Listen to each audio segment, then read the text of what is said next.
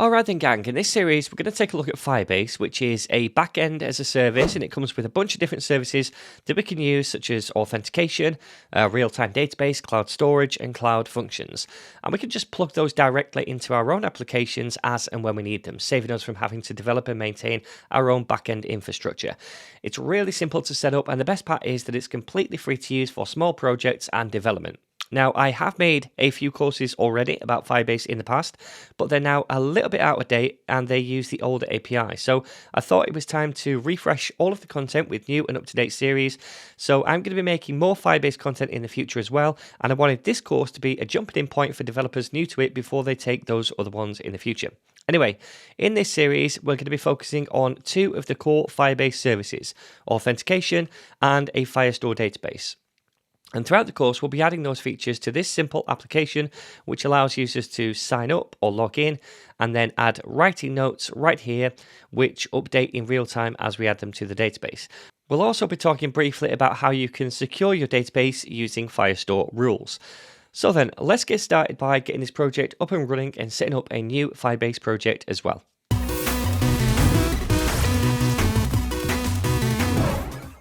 So then, to get us started, I've prepped a starter project that looks something like this. It's got no Firebase features added to it yet, but it does have a few pages already, like a login page and a sign up page and an empty dashboard page as well. And we're going to be hooking all of these pages up to Firebase throughout the rest of this course. Now, I've made this starter application using Next.js and TypeScript, but you can use whatever front-end framework that you like, or even just plain old vanilla HTML and JavaScript like the good old days, because the Firebase code that we write is going to be virtually the same regardless of the front-end framework that you use. So if you know nothing about Next.js, don't worry too much, because I'll be trying to keep the focus more on the Firebase side of things. But if you do want to learn more about Next.js, I've got a whole masterclass course about it, which I will leave a link to down below the video. Anyway, I've uploaded this starter project to GitHub on this repo right here called Firebase Tutorial, and I will leave a link to this down below the video as well. To get the starter project, you just need to select the starter project branch from the drop down right here, then click on the code button, and then finally download a zip folder by clicking on this right here.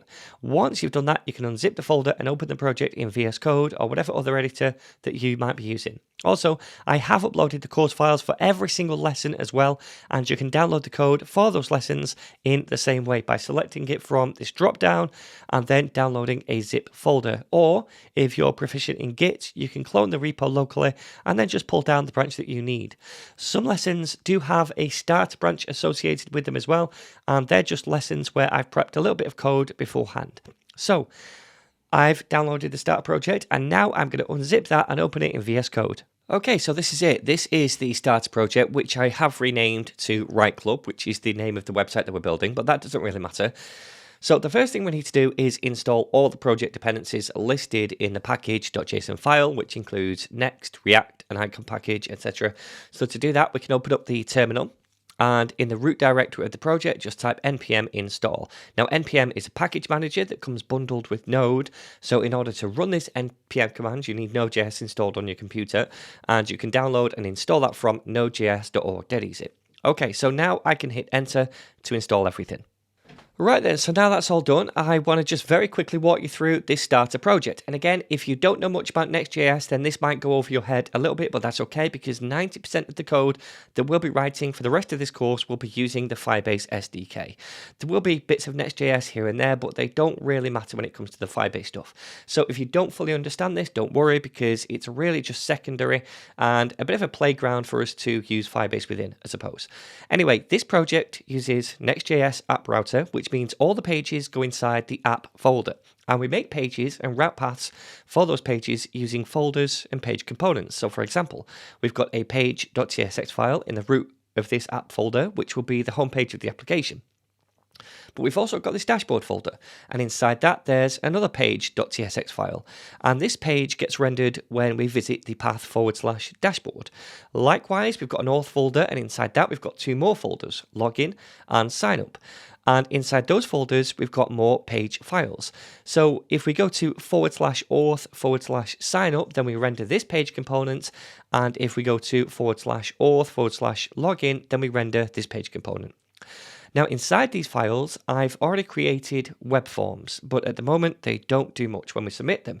They just log the input values to the console, but later we'll be adding Firebase logic to them to authenticate users. Likewise, in the dashboard page, we've just got a simple template setup, but not much more. And later we'll be adding Firebase logic to this page as well to do things like fetch database records. The root homepage is just a dummy landing page welcoming people to the app, and we're not going to be adding any Firebase logic to that page, so it's not really important. You've probably also noticed that we've got a few different layout files as well. We've got a root layout file, which wraps every single page in the app, and we've also got sub-layouts in the dashboard and auth folders, and those layouts only wrap the pages within those subfolders. Beyond that, we've got a public folder for any public assets like images, the node modules folder for dependencies we've just installed, and then some config files as well down here, which we don't really need to pay much attention to. All pretty standard stuff.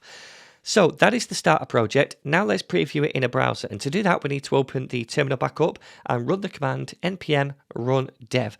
That's going to spin up a development server for us so we can preview the app on localhost port 3000 in the browser. Okay, so this is the home page right here. And if I click on get started, we go to the login page. I'm just going to show you what happens if I start typing in an email address, or rather if I submit the form. We'll say test1234 for the password, and then if I log in, we can see we just get this object logged to the console with the email and the password. Nothing happens yet. We're not communicating with Firebase. The same would be true for the sign up page, and also we can go to the dashboard page, and there's not much here at the moment. It's just this. Okay, so we've set up the starter project, and now we need to create a new Firebase project, which we can then hook up to the front-end application. To do that, we need to come to the firebase.google.com site, and then we sign in with our Google account. You should see a little sign up button up here to do that.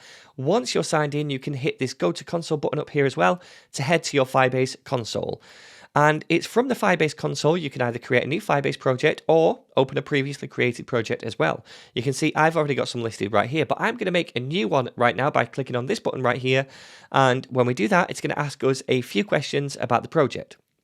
So first of all, a name, which I'm going to say is Right Club, because that is the name of the front-end application that we're building. Then I'll click on Continue. Now you can keep analytics enabled for the project if you want to, but we don't need it. So I'm going to unselect that and I'm going to hit continue again. And then it's just going to take a minute or so to start up this new project.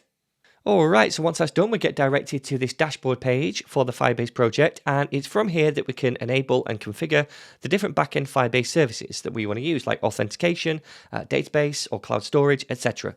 The first thing we should do, though, is register a front-end application for this backend, and we can do that by clicking on this Add App button right here. When we do that, we're going to see a bunch of icons representing the different kinds of app we can hook up to this Firebase backend. For example, an iOS app or an Android app, Flutter app, etc. In our case, we need to register a web app, which is this button right here. So go ahead and click on that one. When you do that, it's going to ask us for a name for the front-end app, which I'm going to call Right Club Site.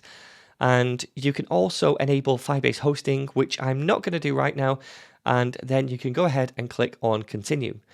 Once you've done that, after a moment or so, Firebase is going to show us how we can connect our front-end application to this Firebase backend.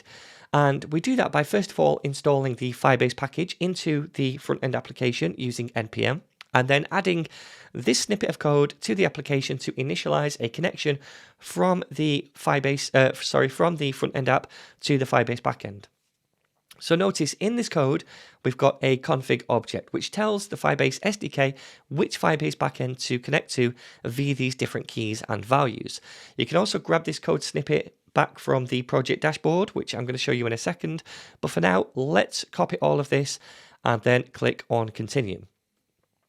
All right, so when we do that, we're taken back to the project dashboard, and notice now that we've got this single app registered right here. If you click on that, then click on the settings cog, we're going to see a bunch of settings for this application, and if you just scroll down this settings page, you're going to see that same code snippet that we just copied down here. So if you ever need it, just come to the app settings page right here and copy it. Anyway, now we've got that, let's head back to the code to install the Firebase package and then paste in this code snippet. All right, so first of all, back in our project, I'm going to open up a new terminal, and then I'm going to install the Firebase package by saying npm install Firebase and then just hitting enter. That's just going to take a second or so, and it's going to install everything for us. All right, so now that's installed, we can paste in the code which uses that SDK to connect to the Firebase backend project. But where do we do that? Well, in a Next.js application, or a Nuxt one, or within any other front-end framework for that matter, I generally make a lib folder in the root of the project. And then inside that lib folder, I'm going to make a firebase.ts file for any Firebase setup code and configuration. So let's do that now. And then inside this file, we can just paste in the code that we copied. I'm also going to delete some of these comments because they're just cluttering the place up and we don't really need them. So then, this code is responsible for initializing a connection from our front-end application to the back-end Firebase project. And that's important because we need that connection to be able to use the different Firebase services like authentication and the database. Now, this thing right here, this Firebase config object, contains all the back-end information the Firebase SDK needs to connect to the correct backend, like an API key, project ID, and some other properties needed for the different services if we use them. Now, all these things are going to be public because this code runs in the browser, right? So for that reason, if you ever deploy your application, you should enable something called Firebase App Check from your Firebase project dashboard. And that protects your project by locking down requests from only your domain, so that if anyone else tries to use these keys from their own projects, they're going to be denied access. Now, I'm not going to cover that right now, but at some point in the future, I will make a video about App Check and show you how to set it up. For development purposes and learning, so long as you don't share these details with anyone, we're just working locally, we don't really need to enable App Check.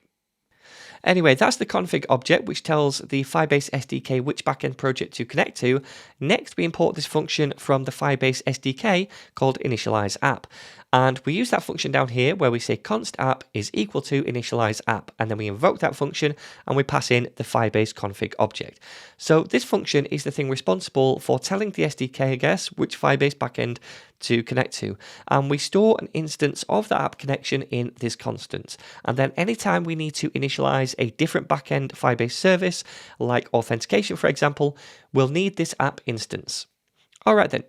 So now we've set up the starter project, created a new Firebase backend project, installed the Firebase SDK into the front-end application, and we've added this connection code right here as well. In the next lesson, we'll enable the Firebase authentication service and start signing new users up to the application. And by the way, if you want early access to the entire course now, you can grab it on the NetNinja.dev website. It's just $3 to buy, or you can sign up for a NetNinja Pro subscription, which is $9 a month or $79 a year, and you can get your first month half price with this promo code right here. And for that, you get access to all of my courses, you get early access to courses, including all of my premium masterclass courses as well. So I'll leave the link to this page and also the course page down below the video.